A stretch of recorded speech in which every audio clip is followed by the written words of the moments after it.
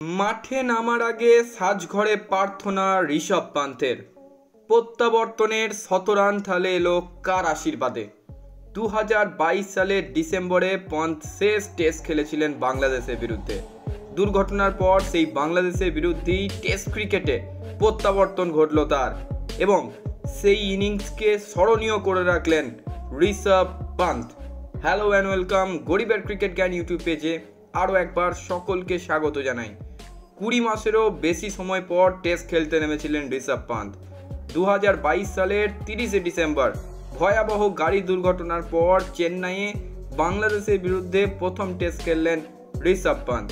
শুক্রবার খেলার শেষে 12 রানে অপরাজিত ছিলেন।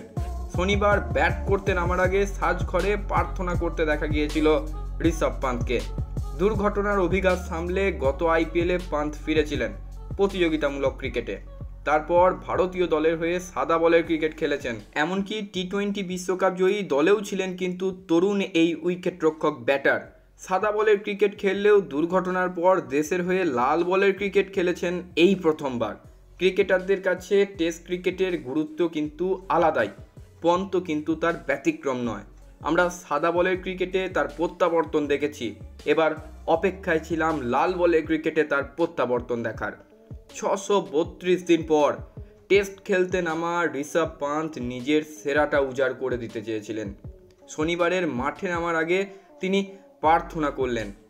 দেখা গেল ব্যাট, গ্লাভস এবং হেলমেটের সামনে হাত জোর করে দাঁড়িয়ে রয়েছেন ঋষভ পান্থ। চোখ বন্ধ করে প্রার্থনা করছেন।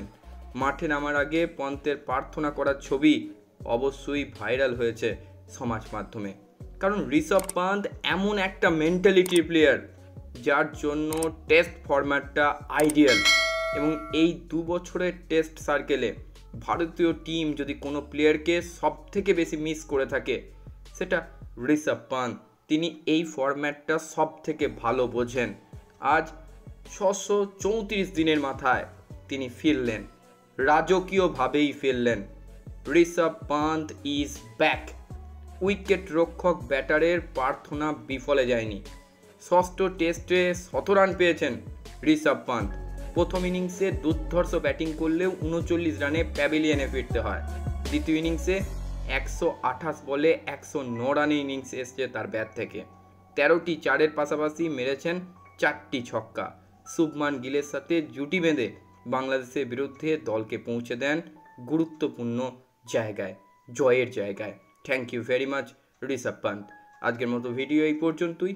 সকলে খুব ভালো থাকুন, সুস্থ থাকুন এবং ক্রিকেট সংক্রান্ত যাবতীয় আপডেটের জন্য আমার ইউটিউব চ্যানেলটিকে সাবস্ক্রাইব করুন।